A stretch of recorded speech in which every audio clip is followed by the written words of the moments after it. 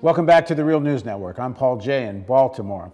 The hunger strike of Colombian GM workers is back on after what was thought were negotiations that would lead to some resolution.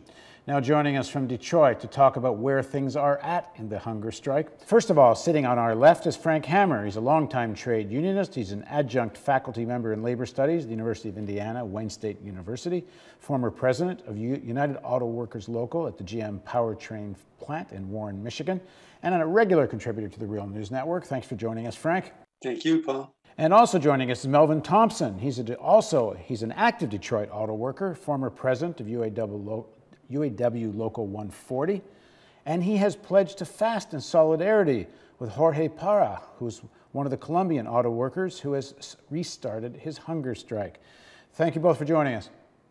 Thank you for having us. So first of all, Frank, give us a quick update of what's been happening. Last time we reported on this mostly, there were supposed to be these renegotiations that was going to lead to some resolution, but that's not what happened.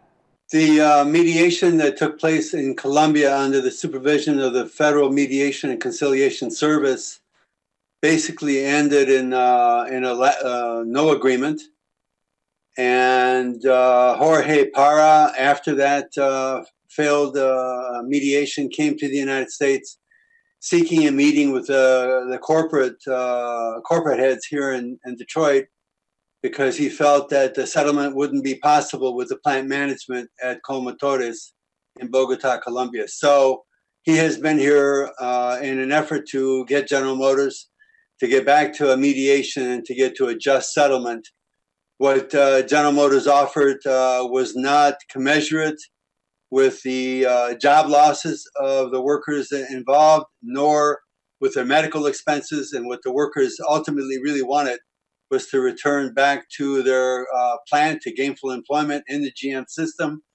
And there has been no agreement, and we're trying to pressure General Motors into recognizing that what they have to do. And Melvin, why did you join the hunger strike? And how long have you been on hunger strike? I started the hunger strike with Jorge on November 20th, which is 14 days ago. And the reason I did was two reasons. One, just a human reason, that Jorge is here by himself and needed a comrade that was going through what he was going through.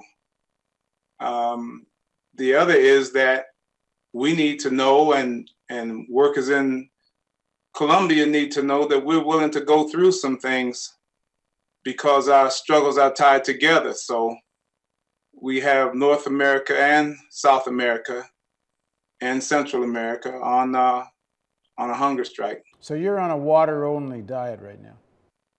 Yes. And why did this issue move you so? I understand the issue of international solidarity, but what is it about what was happening in Colombia? Because it's so extreme, but you can see the parallels to how we do business here. Everything that they endure, we endured to a much lesser extent. What are some examples of that? For example, they have a three-tier wage system. We have a two-tier wage system. They have a plant doctor. We have a plant doctor. You know, our plant doctor, if you ask my opinion, I'm not a doctor, underestimates whatever people's problems are. You go to your doctor, get the diagnosis that actually would, bring you back to health. And then our doctor submits to that doctor's findings. Well, in Colombia, there's no doctor to submit to the other doctor's findings. Se creó con el objetivo de poder luchar en conjunto por las enfermedades que todos tenemos, enfermedades adquiridas en nuestro trabajo. Son enfermedades de desórdenes musculoesqueléticos, enfermedades de problemas de columna, problemas de manos, de túnel del carpo, de codos, de hombros, problemas osteomusculares. So it's like the path we walk along is the same. We just have ways of implementing things that they don't. I'm sure they have a safety program, but they don't have a union that can validate whether this safety program is what it says it is or not. And Franco, you've been involved in this issue since early on. What were the demands and grievances of the Colombian workers that drove, you thought, required you to get involved? Well, one of the most critical things is that General Motors requires new employees to sign a form that says that they will not belong to a union. A week from now, we're going to be recognizing Human Rights Day, which is involved with the Universal Declaration of Human Rights. And one of the rights that we have as a humanity is the right to form unions. And at General Motors in Colomotores, they prevent that from happening. The only thing they have there is what's called a yellow union or a company union. And they consist of spies in the plant observing whether workers are talking union. And if they are, they're subject to being fired. So I think that here in Michigan, our union rights are on the chopping block. They're talking about initiating right to work legislation here in the state. So what Melvin's talking about, that we're on a sort of a common path, but we're on a different part of that path is really true. It's all one of a piece, and if General Motors had its way, we would look a lot more like Colombia. And Melvin, what's happening in terms of Jorge's request or quest to meet with General Motors? And I guess the second part of the question is, how long are you on hunger strike for? What's the issue that would end the strike? What Jorge wants is to meet with General Motors and to achieve his concept of justice, which is very simple. They simply want to work for a living. They'd like their jobs back. It's already been proven by some folks going to jail that records were falsified.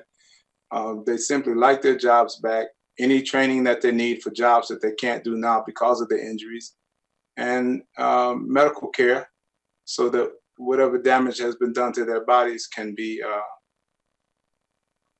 repaired. The length of the hunger strike is just until justice occurs. Now, I know that at some point, my body will change from eating reserves to eating itself, and they call that starvation. At that point, I know I won't be able to damage myself and continue. So at that point, I would go to a liquid diet. I still will not eat. And I'm sure that I can get the nutrition that I need to be all right on a liquid diet. Frank, why isn't, if the demand is to give jobs back, I mean, it doesn't seem such a hard thing for General Motors to agree to. Well, why isn't this getting resolved? I mean, GM did send this whole team of people to Colombia to negotiate. I mean, it doesn't, why can't the GM, what is it about this that GM can't agree to? Probably because we're dealing with the tip of the iceberg. And probably, if I know General Motors, they're scared to death of the precedent that this would set, that they would have to recognize the justice of Jorge and the other workers' claims and respond and recognize that. And the other thing I think is that because they are so afraid of having their plant be a union plant, they know that if Jorge returns to work and if the other members of Autoworker return to work, that they will likely want to organize a union in their plant. And I think that General Motors is wanting to have a union-free environment, and that's probably why they are resisting. But there's no justice in their position. The justice is with the Autoworker workers. And by the way, along with the hunger strike, they've been down in front of the U.S. Embassy in a makeshift encampment now for about 490 days. And I'm talking about not only the workers, but also their spouses and children. Many of them have been evicted from their homes because they have no income. So it's a pretty tough situation. And going into the Christmas season, we're looking to raise some donations and money for the workers down there and their families so that they can survive and continue this struggle. And just to remind everyone, remind me, that what happened is these guys were injured at work and then were not given any proper sick benefits and they can't get their jobs back. That's the heart of the dispute? Yeah, and they were the company found ways to fire them. So they're without a job. They're physically unable to work. Jorge, for example, requires a major spinal surgery. So they can't work. They don't have any medical benefits. They certainly have nothing called workman's comp. So they have nothing. We're going to continue covering this story. Jorge actually is in the Detroit area still, and we're going to, in the next week or two, have Frank come back with Jorge, and we can talk further about all of this. Thanks very much, Melvin, and thanks, Frank, and good luck, Melvin. Thank you. Thank you very much, Paul. And thank you for joining us on the Real News Network.